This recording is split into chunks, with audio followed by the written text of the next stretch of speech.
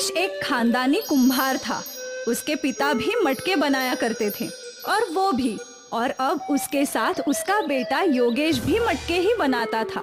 देखो बाबा, मेरा मटका कितने अलग आकार का है। हाँ, अच्छा है, पर बेटा इसकी गर्दन इतनी पतली है कि इसमें से पानी निकालने के लिए इस मटके को टेढ़ा करना होगा। अब वो तो है, ऐसे मटके ज्यादा ग्राहकों को पसंद नहीं आते, लेकिन अब तुमने बना ही दिया है तो अच्छा है। बाबा, तो क्या सिर्फ वही मटके बिकते हैं जो आम होते हैं? ज्यादातर तो वही बिकते हैं, इसलिए हम हमेशा वैसे ही मटके बनाते हैं। पर मुझे याद है, जब आखिरी बार मैंने ऐसा मटका बनाया था तो वो बहुत महंगे दाम पर बिका था। अच्छा है, इस मटके के भी हमें अच्छे ही दाम मिलेंगे, देख लेना बाबा। हाँ। तभी रुक्मिणी उन दोनों के लिए चाय लेकर आई। योगेश बेटा, मुझे लगता है तुझे शहर जाकर कोई और काम करना चाहिए। इस काम में रखा ही क्या है? तेरे बाबा जिंदगी भर यही करते रहे। देख हमारी हालत, पूरी जिंदगी गरीबी में काटनी पड़ी है। नहीं माँ, मुझे शहर वहर नहीं जाना, और तो और मुझे मिट्टी से चीज बनाना बहुत पसंद है। मैं कहीं नहीं जा रहा। देख बेटा, मेरा काम है तुझे समझाना। तू मेरी बात मान या ना मान, वो तेरी मर्जी। अच्छा, ये सब छोड़ो रुक्मणी, तुमने कहा था कि तुम योगेश की शादी की बात करने वाली हो अपने भाई से, उसका क्या हुआ? भैया तो राजी है हमें अपनी बेटी देने के लिए। तो देर किस बात की, बात आगे बढ़ाओ। वैसे भी मैं चाहता हूँ कि जल्द से जल्द योगेश की शादी हो जाए। ठीक है, तो मैं इस रविवार को सगाई की रस्म रखवाती हूँ। वाह, ये हुई ना बात। अपने शादी की बात सुनकर योगेश भी बहुत खुश था। रविवार के दिन सुरेश का घर फूलों से सजा हुआ था। घर में काफी मेहमान थे और फिर सुरेश ने आभा को अंगूठी पहनाई और उन दोनों की सगाई हो गई। सभी लोग बहुत खुश थे। फिर क्या था, अब से रुक्मिणी रोज योगेश को शहर जाकर काम करने के लिए दबाव डालने लगी। सुन बेटा, अब तेरी शादी होने वाली है, तुझ पर जिम्मेदारी बढ़ने वाली है, तेरी कमाई भी बढ़नी चाहिए। अगर तू यही मटके बनाते रहा तो ऐसे ही गरीब रहेगा। मेरी बात सुन, शहर जाकर कोई अच्छा काम ढूंढ ले। नहीं माँ, मैंने कहा ना मुझे शहर नहीं जाना, मैं यही खुश हूँ।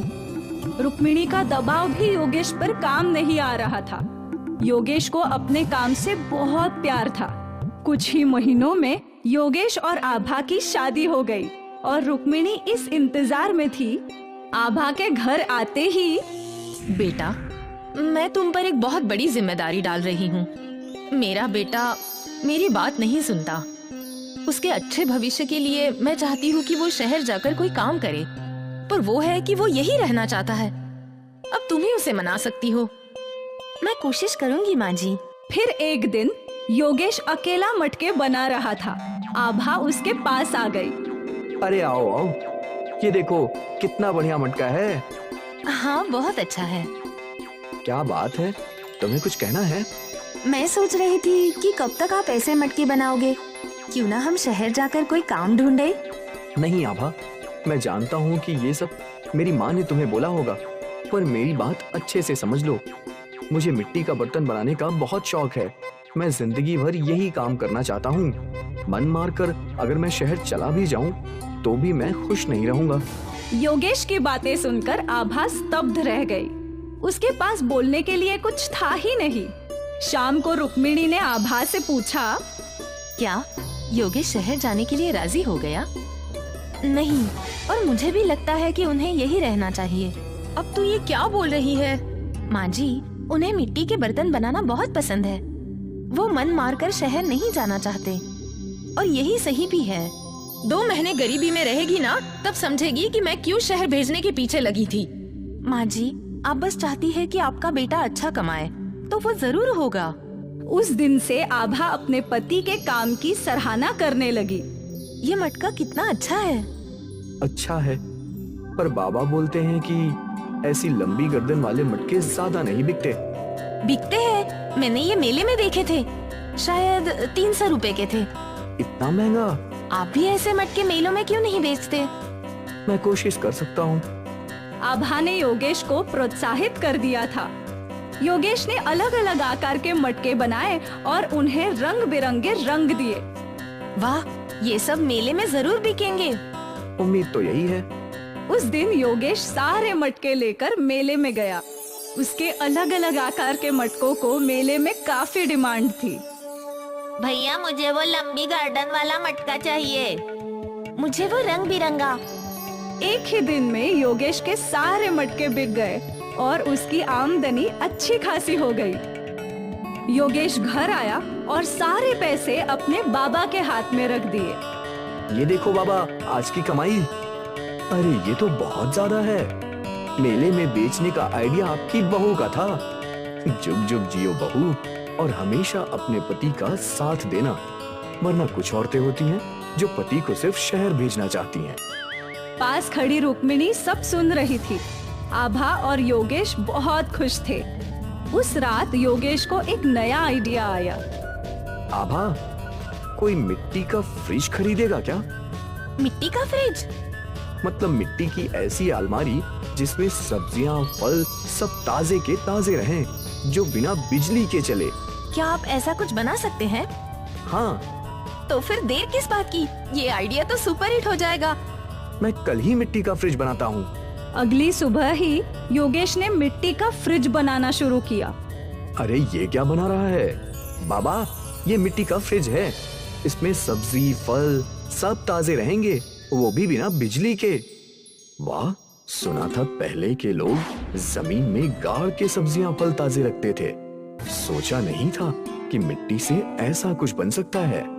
हाँ, मैंने बहुत पहले सोचा था, पर कल की कमाई देखकर लग रहा है कि इस मिट्टी की फ्रिज को भी लोग खरीदेंगे। हाँ बिल्कुल, मैं भी तेरी मदद करता हूँ। फिर बाप बेटे ने मिलकर कई मिट्टी के फ्रिज बनाए।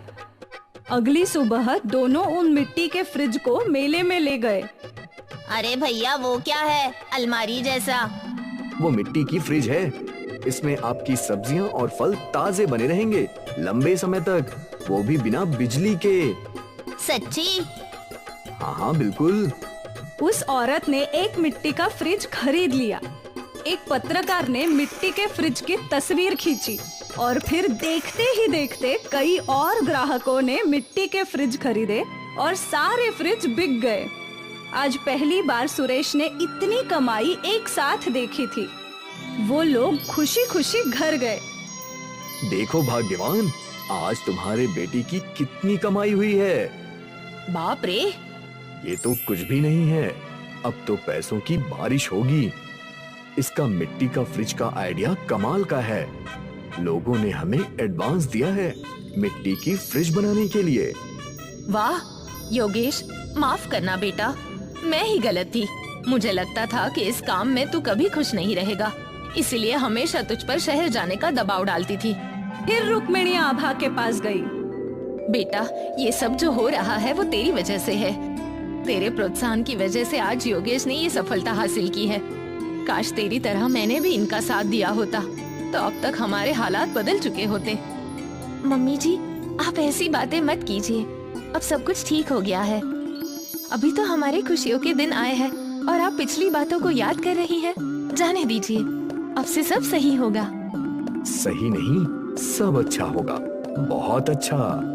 मिट्टी का फ्रिज खरीदने के लिए सुरेश के घर के बाहर लाइन लगने लगी। उनकी आमदनी कई गुना बढ़ गई थी। सुरेश ने अपने घर की मरम्मत भी करवा ली थी और अब इस परिवार के पास हर सुख सुविधा थी। और ये सब बस मिट्टी के फ्रिज की आइडिया की वजह से हुआ।